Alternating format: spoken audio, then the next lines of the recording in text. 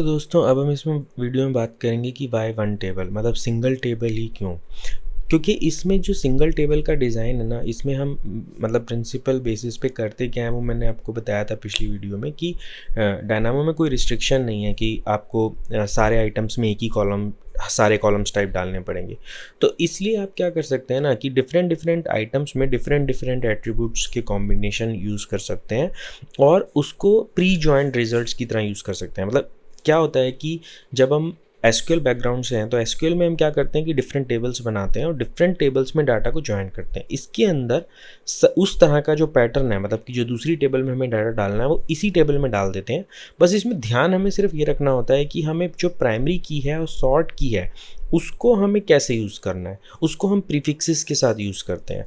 तो थोड़ा सा आइडिया आपको लग गया होगा। जैसे फॉर एग्जांपल इस स्लाइड पे देखिए कि जो प्राइमरी की है मेरी यूज़र है, यूज़र 1 2 3, और जो सॉर्ट की है ना वो भी मैंने यूज़र 1 2 3 कर दिया है। अब सॉर्ट की भी मैंने ये इसलिए दिया है क्योंकि अब अगर मुझे एक सिंगल यूज़र की एंट्री फैच करनी है इस टेबल में से, सिर्फ एक सिंगल यूज़र की, तो मैं प्राइमरी की और सॉर्ट की दोनों में ये यूज़र डाल दूंगा तो मुझे सिर्फ एक रिकॉर्ड मिलेगा। ठीक है, और वो होगा और उसके साथ जो यूज़र एट्रीब्यूट्स के जो यूज़र प्रोफाइल के एट्रीब्यूट्स हैं वो मुझे साथ में मिल जाएंगे। अब देखते हैं कि इसी टेबल को, जैसे कि मैंने बताया था कि सिंगल टेबल डिज़ाइन है, तो मैं क्या कर रहा हूँ ना कि मैं इसमें ऑर्डर डिटेल्स भी डाल रहा हूँ। अब मैंने क्या करा कि मेरा जो प्राइमरी की है वो मैंने इंसर्ट करा, और लेकिन जो मेरा सॉर्ट की है, सेकेंड एट्रीब्यूट सेकेंड कॉलम बोल सकते हैं, वो मैंने ऑर्डर आईडीज डाले और मैंने उसमें ऑर्डर हैश मतलब ऑर्डर का प्रीफिक्स डाला ताकि मैं मतलब की में ये सर्च पैटर्न को यूज़ कर सकूं। क्योंकि अगर आपको याद होगा एक बहुत इंपॉर्टेंट पैटर्न मैंने बताया था जब मैं सॉर्ट की वीडियो में डिस्कस कर रहा था कि स्टार्ट बिगिंस विद। तो बिगिंस विद जो है ना ये DynamoDB का जो है फंक्शन है जिसमें कि आप सॉर्ट की को स्टार्ट से आप एक प्रीफिक्स डाल सकते हो उसमें कि मैं give me all the keys, मुझे सारी कीज़ दे दो जिसका प्रीफिक्स ये हो। तो उससे जो है बहुत एफिशिएंटली ये फास्ट जो है सॉर्ट कीज़ को दे देगा आपको, और सॉर्ट की और प्राइमरी की का कॉम्बिनेशन दे देगा। तो बिगिंस विद का जो यूज़ मैंने पिछली वीडियो में बताया था वो इसीलिए था कि जब आप सिंगल टेबल डिज़ाइन करते हैं तो वहाँ पे बहुत ज़्यादा इफ़ेक्टिवली वर्क करता है।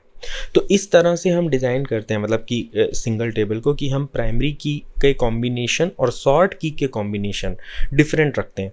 थोड़ा थोड़ा मतलब आपको अगर आप एसक्यूएल बैकग्राउंड है तो आपको एकदम समझ नहीं आएगा। और दूसरी चीज़ ये है कि आपको एक बार अगर आपने प्राइमरी की और सॉर्ट की आपको नहीं पता है कि वो कैसे काम करता है, उस पर कैसे क्वेरीज होता है, तो आप मेरा पिछला वीडियोज़ एक बार ज़रूर देख लीजिएगा जिसमें मैंने उसे डिटेल में समझाया। उसके बाद आपको थोड़ा सा it will start making sense कि कैसे हम एक ही टेबल के अंदर यूज़र आईडी के साथ ऑर्डर की डाल सकते हैं ताकि हमें को कलेक्शन मिल जाए। एक यूज़र आईडी के लिए हमें जितने भी ऑर्डर हैं वो एक साथ मिल जाएंगे।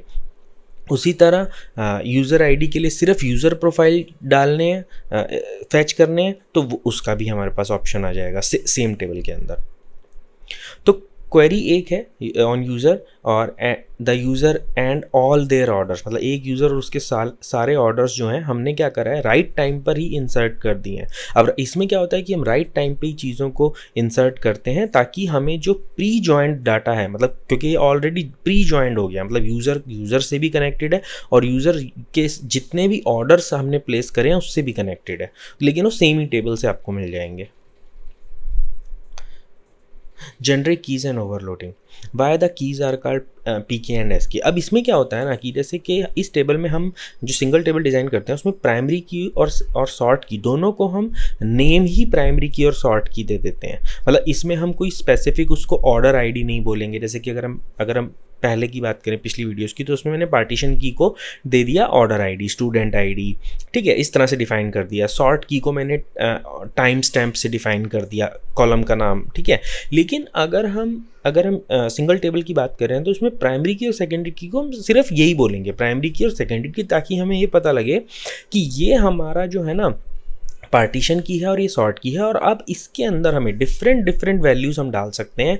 फॉर एग्जांपल इसमें यूज़र आईडी भी हो सकती है, ठीक है, इसके अंदर ऑर्डर आईडी भी हो सकती है सेम टी में, बट ये डिपेंड करेगा आइटम पे।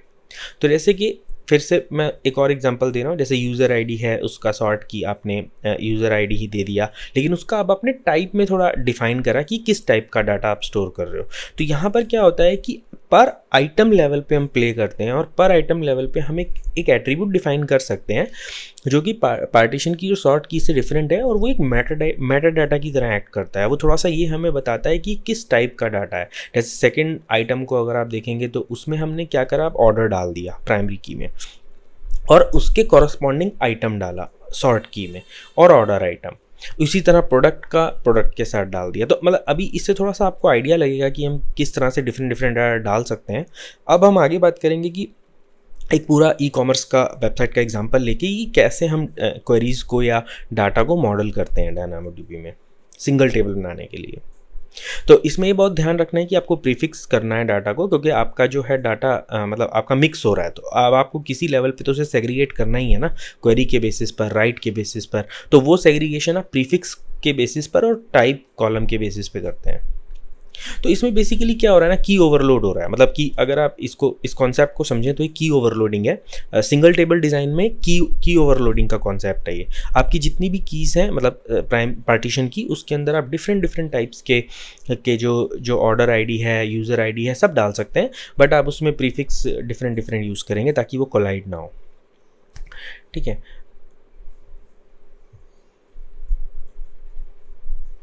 ठीक है। अब मैं एक ई कॉमर्स वेबसाइट के एग्जांपल की बात करूंगा, जिसमें मैं आगे समझाऊंगा कि कैसे हम इसके ई कॉमर्स के का जो एक केस लेकर और एक अपना स्कीमा डिज़ाइन कर सकते हैं।